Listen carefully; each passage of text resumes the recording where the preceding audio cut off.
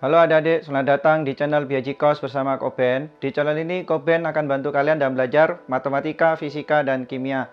Pada video kali ini, Koben akan bantu kalian dalam belajar fisika mengenai optika fisis gelombang cahaya ya, disebutnya gelombang cahaya. Dalam optika fisis, gelombang cahaya ini bicara cahaya sebagai gelombang gitu ya. Jadi cahaya sebagai gelombang maka disebut gelombang cahaya. Misalkan sinar matahari itu cahayanya disebut sebagai gelombang ya. Nah gini, sebelum masuk ke inti, pertama kita belajar mengenai sistem pembiasan dulu ya, pembiasan daripada cahaya ya. Yang pertama kita bicara hukum Snellius dulu ya. Jadi hukum Snellius ini bicara pembiasan cahaya ya. Jadi cahaya datang menuju medium, jadi antara medium dengan medium lain. Jadi datang dari medium tertentu menuju medium lain. Jadi maksudnya gini, misalkan nih ada bidang batas, ini bidang batas ya. Bidang batas antara medium udara sama medium air. Nah gitu ya. Lalu ini kita buat garis normal dulu. Ini garis normal. Nah cahaya datang menuju permukaan air gitu ya. Jadi misalkan sinar matahari lah kita anggap. Nah ini datang. Yang disebut sudut datang itu adalah sudut antara cahaya sinar dengan garis normal ya. Dengan garis normalnya. Garis normal itu maksudnya tegak lurus bidang batas. Jadi kita selalu gambar. Jadi sudut datang itu dari garis normal ya. Lalu ini kita istilahnya kata pembiasan. Jadi hukum Snellius itu pembiasan. Akan dibiaskan menuju air. Jadi diteruskan ya. Pembiasan itu istilahnya diteruskan. Diteruskan menuju air. Karena air itu mediumnya lebih rapat, maka ini disebut R ya, sudut bias. Ini mendekati bidang normalnya. Jadi logikanya jika sinar datang dari medium lebih renggang menuju yang lebih rapat, jadi nanti sudut biasnya itu menjadi lebih kecil. Jadi maksudnya mendekati garis normal ya. Jadi sudut itu selalu dihitung dari garis normal ya, hati-hati ada. Jadi kalau di soal itu dibicarakan sudut ya membentuk 60 derajat dari bidang batas, berarti yang I-nya itu bukan 60 tapi 30 ya. Kenapa? Karena dihitungnya dari garis normal, bukan dari bidang batasnya. Itu ya, penting ya. Itu istilah sudutnya, sudut datang maupun sudut biasnya ya. Jadi I itu sudut datang, R ini sudut bias. Nah, hukum Snellius ini ya, rumusnya adalah sin I sinus sudut datang ya dibagi sinus sudut bias sama dengan N2 per N1. Maksudnya N2 ini indeks bias ya. Indeks bias medium akhir. Koko lebih suka nulisnya ini N akhir dibagi N awal sebenarnya. Jadi nggak nulisnya N2, N1 gitu. Indeks bias medium akhir, indeks bias medium awal. Loh maksudnya apa kok akhir dan awal? Jadi misalkan nih ya, ini kan datang dari udara menuju air. Berarti yang ini indeks bias air dibagi indeks bias udara gitu. Nah, kalau tadi datangnya dari air, misalkan datang dari air dibiaskan menuju udara. Nah, ini nanti gambarnya itu ya, I-nya gini ya. Nanti pembiasannya dia menjauh dari garis normal karena udara itu lebih renggang. Indeks bias kerapatannya itu dia lebih renggang. Ya, ini air lebih rapat. Jadi, kalau menuju lebih renggang berarti R-nya beloknya membesar. Sinar datang ini kalau kita bicara istilah kata gelombang, berarti cahaya itu memiliki panjang gelombang. Nah, perbandingan panjang gelombang untuk indeks bias misalkan N2 bagi N1 ini sama dengannya lambda 1 banding lambda 2 ya. Jadi berbanding terbalik. Nah, cahaya datang pun itu ada cepat rambat ya, namanya cepat rambat gelombang cahaya. Jadi cepat rambat cahaya itu juga berbanding terbalik dengan indeks biasnya. Nah, jadi kalau ada adik mau nulis sin I per sin R sama dengan N2 per N1 sama dengan lambda 1 per lambda 2 sama dengan V1 per V2 boleh. Ini kalau ada adik ditanya, misalkan berapa panjang gelombang ketika berada di air? Jika panjang gelombang di udara sekian. Berarti ada adik pakai perbandingan ini aja. Jadi nanti N air dibagi N udara sama dengan panjang gelombang di udara dibagi panjang gelombang di air. Jadi pakai perbandingan ini. Ini hukum Snellius untuk mencari panjang gelombang, cepat rambat gelombang sama sudut datang, sudut bias ya. Ini rumusnya. Ya. Ini dasarnya, dasar dari pembiasan sudut-sudutnya. Ini lambda ini adalah panjang gelombang ya. Kalau lambda 1 panjang gelombang awal. 1 dan 2, 1 itu awal, 2 itu akhir gitu aja ya. Nah, ini adik-adik, kalau tadi ini sinarnya datang dari udara, ini ada hafalan untuk cepat lambat gelombang di udara ya. Jadi V di udara itu sama dengannya C kecil ya, kecepatan cahaya ya dalam ruang hampa itu 3 kali 10 pangkat 8 ya nilainya. Ini untuk cepat lambat di udara. Hafalan ini. Jadi kalau adik-adik misalkan berapakah cepat lambat di air ya, berarti ini indeks bias air bagi indeks bias udara. Cepat lambat gelombang di udara, adik-adik isi ini 3 kali 10 8 dibagi V di air. Nah, V di airnya ditanya. Karena hafalannya itu di udara. Kalau di udara itu cahaya itu cepat lambat cahaya itu 3 kali 10 pangkat 8. Ini hafalan ya untuk di udara. Cahaya ini ada hubungannya dengan frekuensi ya. Otomatis ada cepat lambat, ada panjang gelombang, ada frekuensi ya. Di mana rumusnya adalah hubungannya adalah V sama dengan lambda dikali F. Loh, kok maksudnya apa? Misalkan adik-adik ditanya, berapakah frekuensi cahaya di dalam air? Berarti nanti ini V air sama dengan lambda di air dikali frekuensi di air. Ya, ini F ini frekuensi. Ini frekuensi cahaya. Ya, ini hubungan semua rumusnya ya, adik-adik. Untuk hukum Snellius, ini awalnya kita harus belajar ini dulu. Pengertian cahaya. Ini kok ada contoh soal ya. Jadi, sudut datang 60 derajat dari udara. Jadi, datang dari udara ya. Ini sudut datang. Berarti nanti I-nya ini 60 derajat. Dari udara, itu N udara 1. Ya. Menuju medium X. Nah, medium X ini kan tidak jelas ya. Medium apa. Jadi, kita anggaplah indeks bias X itu ya. Indeks bias X. Dengan sudut bias 30 derajat ya. Berarti ini R-nya adalah 30 derajat. Jika indeks bias udara 1. Nah, ini juga hafalan ya adik-adik. Ini boleh adik-adik hafalkan. Ini Koko tulis lagi ya di sini. Indeks bias udara itu nilainya 1 ya, hafalan. Jadi adik-adik, indeks bias udara ini kadang nggak diberitahu. Kalau datang dari udara ya, indeks bias udara itu 1. Ini kebetulan diberitahu ya. Jadi N udara adalah 1. Nah, kita langsung masuk rumus ya. Karena kita ditanya Nx, ditanya Nx, berarti kita menggunakan rumus yang ini ya, dasar ini. Ya. Berarti sin I-nya 60 dibagi sin R, R-nya kan 30 derajat. Ini adik-adik kalau misalkan di soal udah diberitahu sudut datang sekian, sudut bias sekian.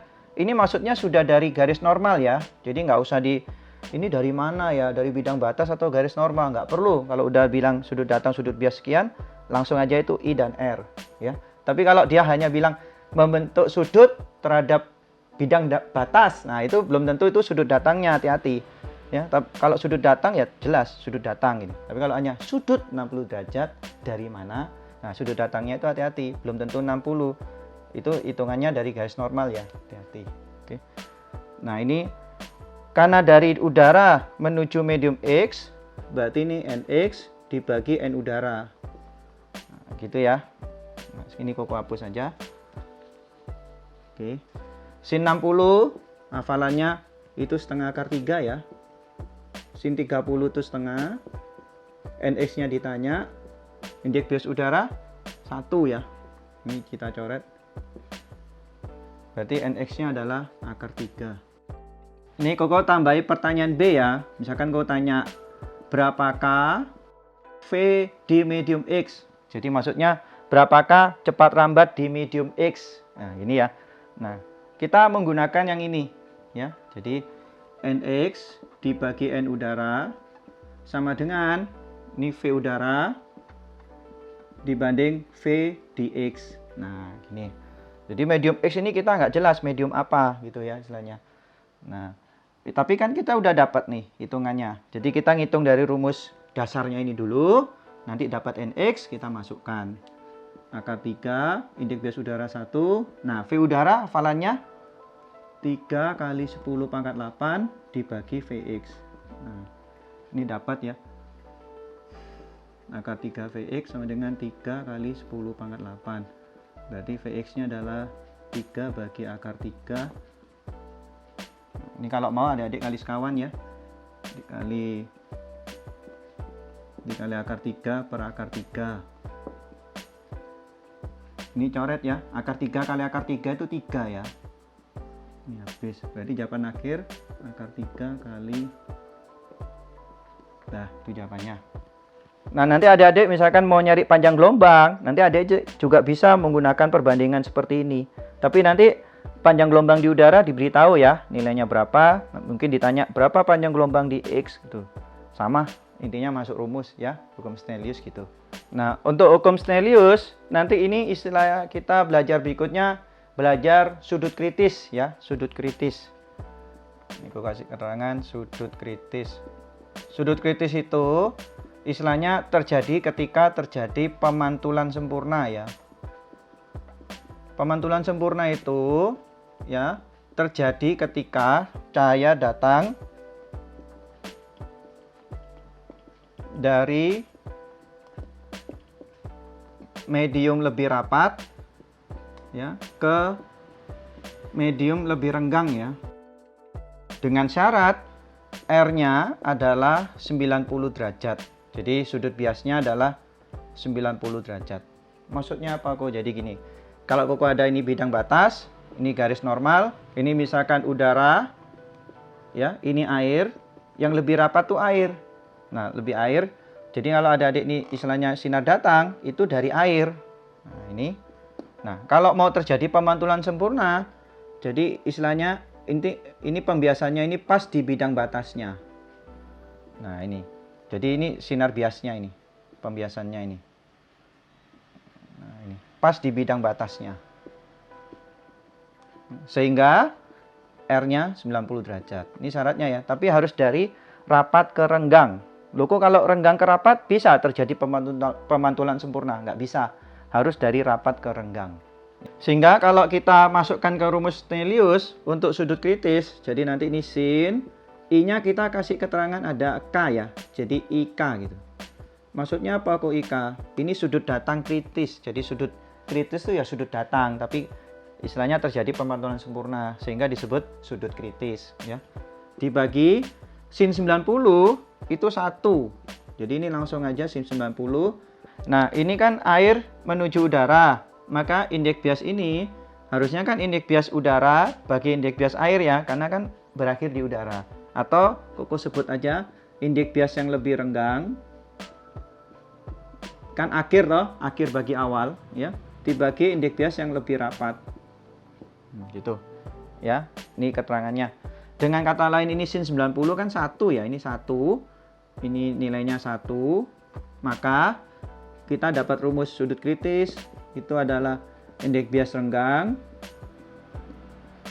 dibagi indeks bias rapat. Loh kok bedanya rapat dan renggang tuh apa ya kok, selain dilihat daripada udara dan air? Nah adik-adik nggak usah bingung. Misalkan dia nggak bicara datang dari mana menuju mana, tapi ditanya sudut kritisnya berapa. Nah adik-adik nggak usah bingung, di sini aja. Teori renggang dan rapat ini ya, indeks bias yang rapat itu lebih besar daripada indeks bias yang renggang. Jadi dengan kata lain, ini pasti lebih kecil, ini pasti lebih besar. Jadi dengan kata lain rumusnya ini sebenarnya kecil bagi besar. Jadi nilainya yang kecil dibagi yang besar. Gitu ya. Mungkin kalau bingung adik-adik. Jadi diketahui indeks bias ini, indeks bias sekian. Jadi kalau ditanya berapa sudut kritisnya, ya adik-adik langsung aja. Yang lebih kecil dibagi yang lebih besar indeks biasnya. Dapat dah sudut kritis. Tapi ini jangan lupa sin ya. Ini kalau ada contoh soalnya ya. Cahaya dari medium X menuju udara. Ya, ini medium X. Jadi ini istilahnya X, ini udara ya. Sudut datang 60 derajat mengalami pemantulan sempurna. Nah, kalau ada kata pemantulan sempurna, berarti dengan kata lain, sudut datang ini adalah sudut kritis. Jadi IK-nya.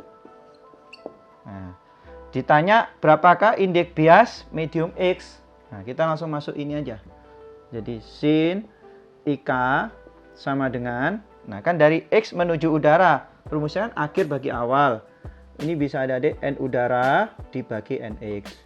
Ya, mungkin rapat renggang kan bingung, misalkan ini kan tidak diketahui juga kok indeks biasnya mana lebih besar lebih kecil. Dari soal kelihatan dari mana menuju mana, akhir bagi awal ya teorinya. Nah ini tinggal diisi sin 60, indeks bias udara 1 ya, hafalannya ini NX. Ya, sin 60 itu setengah akar 3. Nah, NX-nya adalah 2 dibagi akar 3 ya. Kalau adik-adik kali sekawan, berarti NX-nya adalah 2/3 akar 3. Ini jawabannya ya. Nah, yang berikutnya kita masuk ke pembiasan cahaya pada kaca pelan paralel ya. Pelan paralel ini maksudnya kaca sejajar. Jadi datar sejajar. Ini adik-adik, Koko udah ada gambarnya kaca pelan paralel ya. Koko langsung kasih aja. Jadi kaca pelan paralel itu maksudnya dua kaca sejajar. Paralel itu sejajar. Ya, memiliki ketebalan D. Jadi D ini tebal kaca atau jarak antara dua kaca boleh. Ini tebal kaca. Sinar datang dari medium mungkin udara ya menuju kaca. Ya, karena kaca itu pasti lebih rapat daripada udara, maka sudut biasnya ini istilahnya mendekati garis normalnya, ya kan? Seperti ku ajarin di hukum Snellius. Begitu dia ini datang, dibiaskan, ya. Nanti kan dia dibelokkan lagi karena dia istilahnya tembus ke medium yang sama, istilahnya medium lagi, ya. Nah, ini kenapa kok ini pembelokannya kok lebih besar? Karena mediumnya kan lebih renggang lagi. Jadi habis renggang, rapat, dia renggang lagi. Berarti sudut biasnya dia beloknya menjauh dari garis normal. Ini garis normal yang baru ya. Ini garis normal yang lama. Nah, nanti sudut cahaya yang datang awal ini kita teruskan. Nah, nanti ada namanya T. Nah, T ini yang disebut pergeseran sinar. Jadi T ini adalah pergeseran sinar. Maksudnya akhir dan awal, sejauh berapa sinarnya gitu. Pergeseran sinar atau jarak antara sinar akhir dan awal ya. Ini Koko langsung kasih rumusnya aja ya. Rumusnya adalah pergeseran sinar. Jadi inti kaca pelan paralel itu kita menghitung pergeseran sinarnya. Tapi kalau pergeseran sinarnya udah tahu, ya mungkin bisa menghitung tebal kaca atau menghitung sudut datang, sudut bias bisa. Intinya nanti kita langsung rumus T aja ya. T sama dengan pergeseran sinar itu adalah tebal kaca dikali sin I dikurang R dibagi cos R ya. Ini rumusnya. Jadi ini sudut datang, R sudut bias ya, seperti Koko ajarin di bagian pertama. Nanti ini tinggal masuk rumus sih, tergantung yang ditanya apa.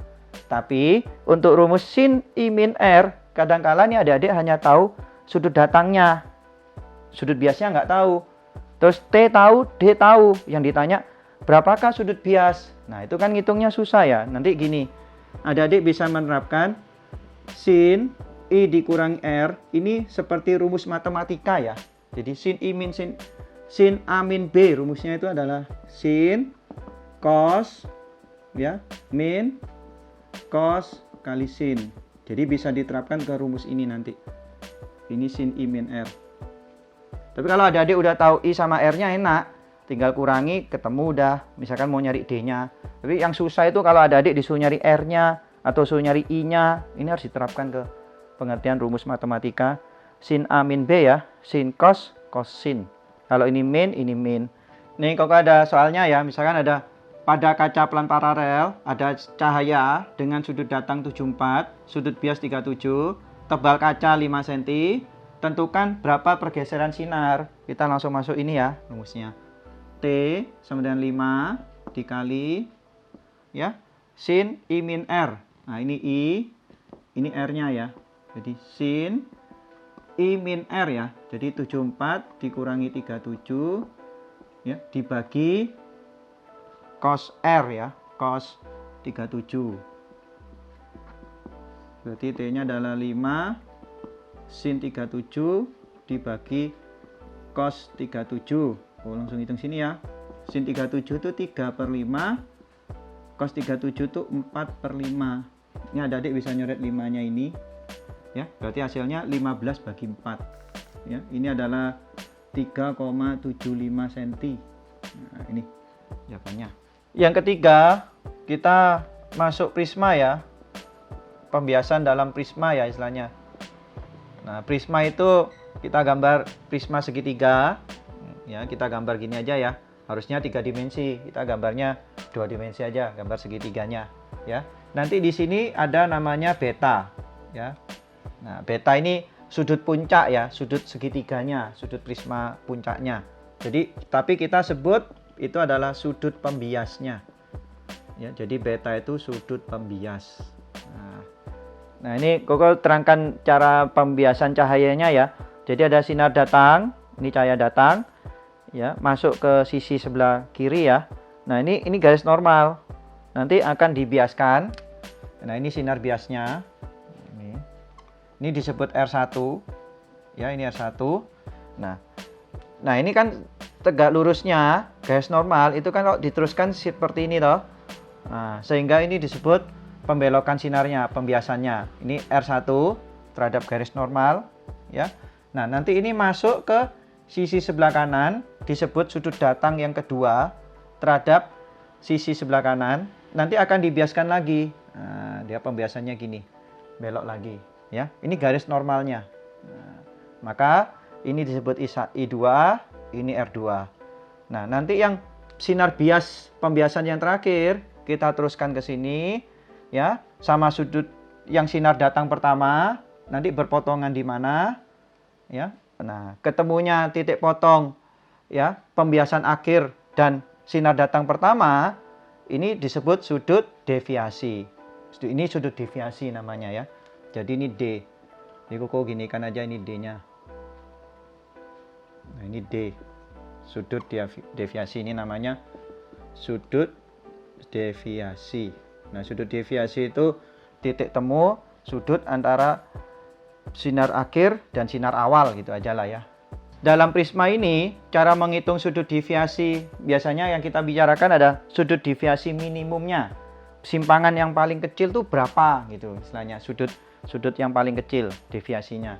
Nah, ini tergantung dari sudut pembiasnya. Jadi tergantung dari prismanya. Puncaknya ini menyempit, maksudnya kecil apa melebar gini. Jadi nanti ada istilah kita bicara 2 beta ya. Jadi yang beta kurang sama dengan 15 derajat ya, sama yang beta lebih dari 15 derajat ya. Nah, untuk yang beta kurang dari 15, rumus deviasi minimum ini lambangnya seperti ini ya. Ini lambang sudut deviasi. Ya, lambangnya agak susah ya. Koko mending nulisnya D besar aja ya. Jadi nulisnya D besar untuk mempermudah penulisan.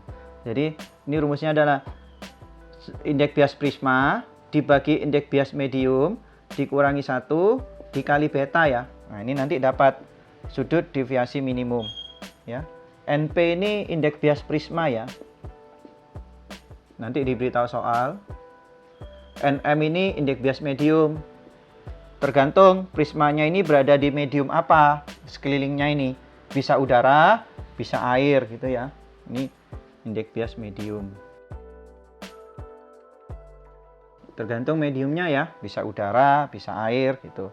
Dikurangi 1 kali beta. Ini yang kurang dari 15. Ini untuk yang sudut pembias lebih dari 15 derajat ya. Untuk menghitung deviasi minimumnya juga ya. Jadi rumusnya N prisma dibagi N medium sama dengan sin setengah kali beta sudut pembiasnya kalian ini ya, ditambah deviasi minimum dibagi sin setengah beta ya. Nah, ini rumusnya. Ini untuk yang beta lebih dari 15 derajat. Untuk menghitung deviasi biasa, maksudnya bukan yang minimum ya. Jadi untuk deviasinya sendiri, deviasi bukan minimum. Jadi kalau ada adik ditanya berapa deviasinya tanpa ada kata minimum, ini ada rumusnya sebenarnya. Itu rumusnya adalah I1 ditambah R2. Jadi maksudnya ini istilahnya kan I1 ya. Jadi sudut datang pertama ya ditambah sudut bias akhir, bukan sudut bias pertama ya, sudut bias akhir yang pembiasan terakhir dikurangi beta. Ini rumusnya. Nah, untuk sudut pembias sendiri, kalau ada adik tidak diketahui soal, untuk mencarinya sudut pembias, ini kan untuk istilahnya deviasi biasa ya, bukan untuk yang minimum. Kalau minimum ada adik langsung rumus. Ini agak panjang kalau mencari deviasi normal biasa. Jadi nanti beta ini adalah I2 ditambah R1 ya. Jadi ini kebalikan, hati-hati. Kalau deviasinya itu I1 tambah R2, betanya itu I2 tambah R1 ya. Nah, untuk menghitung I1, R2, I2, R1, misalkan adik-adik hanya diberitahu sudut datangnya, kita menggunakan hukum Snelliusnya. Jadi istilahnya gini, ini kan medium, istilahnya. Ini prismanya ya. Jadi kan ini awalnya kan datang dari medium menuju prisma, ya toh? Nanti istilahnya gini.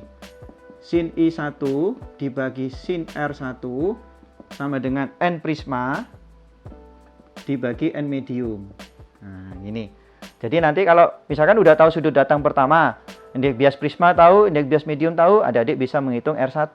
Nah, gitu. R1 masuk. Ya. Nah, untuk menghitung sudut datang kedua atau R2, ini adik-adik bisa menerapkan sin I2 dibagi sin R2. Nah, ini kan datangnya dari prisma berarti ya. I2-nya ini kan datang dari prisma keluar menuju mediumnya. Nah, berarti nanti dibalik ini N medium dibagi N prisma. Nah, gitu. Cara menghitung nilai I1 R2. Mungkin adik-adik misalkan ini udah dapat R1, bisa betanya tahu misalkan ya.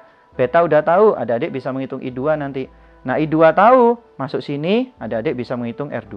Cara kerjanya gitu. Jadi ya, dari rumus ini adik-adik dapat R1. Kalau betanya udah tahu, nanti adik-adik masukkan sini R1 ketemu I2.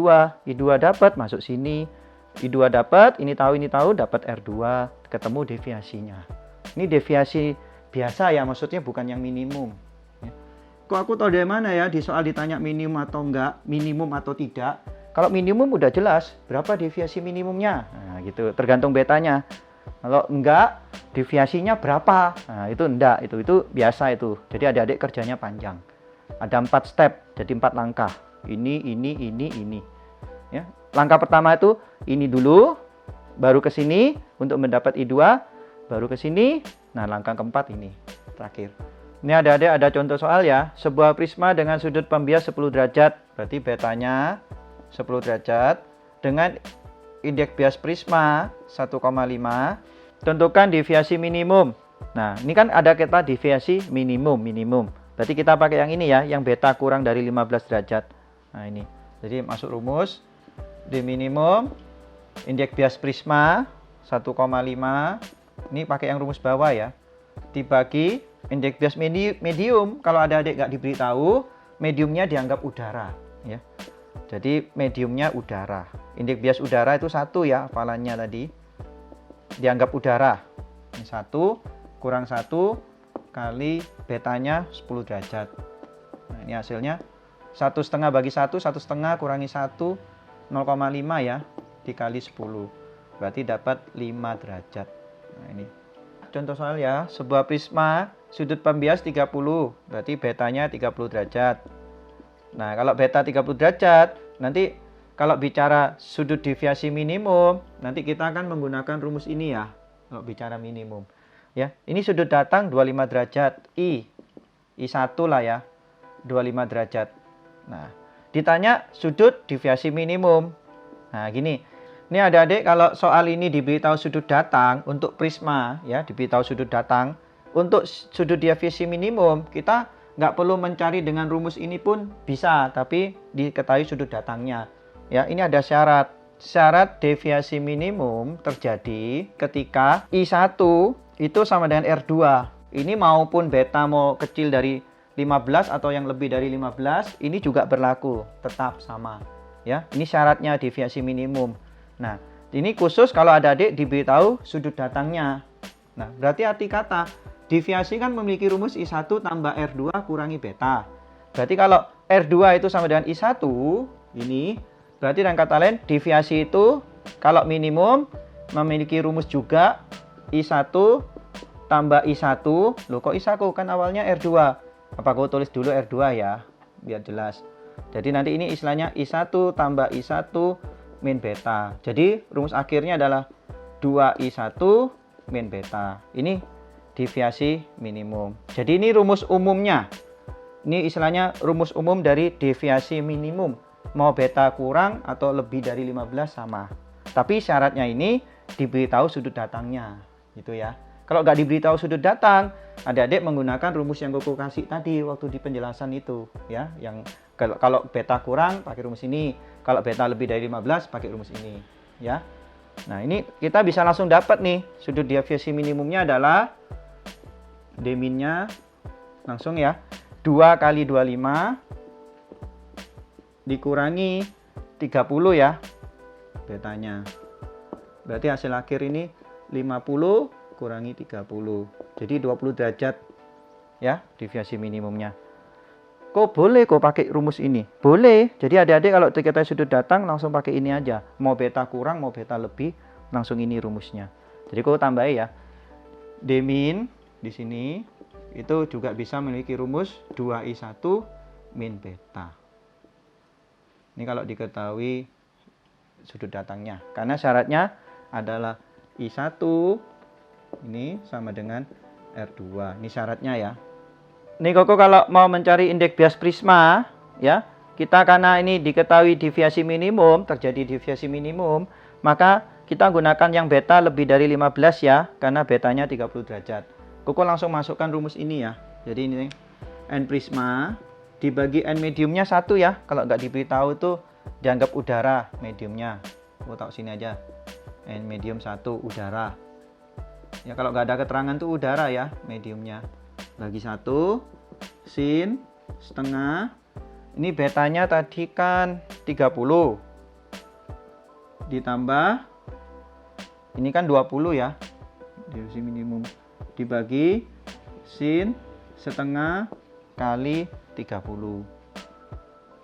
Nah, berarti nanti indeks bias prisma ini adalah ini 50 dikali setengah itu 25 ya, berarti sin 25 dibagi sin 15. Ini N prismanya hasilnya adalah sin 25 itu 0,42, sin 15 0,26. Ini ngitungnya gunakan kalkulator ya, karena sin 25 sama sin 15 kan bukan sudut sempurna ya. Jadi gunakan kalkulator. Ini hasil akhir adalah 1,62 ya. Nah, pada prisma ini nanti kita akan bicara juga mengenai istilah sudut dispersi ya. Jadi lanjutannya adalah sudut dispersi. Sudut dispersi ini lambangnya gini ya, seperti lambang huruf X Latin ya. Jadi nanti ini Koko akan bicara di video bagian kedua ya.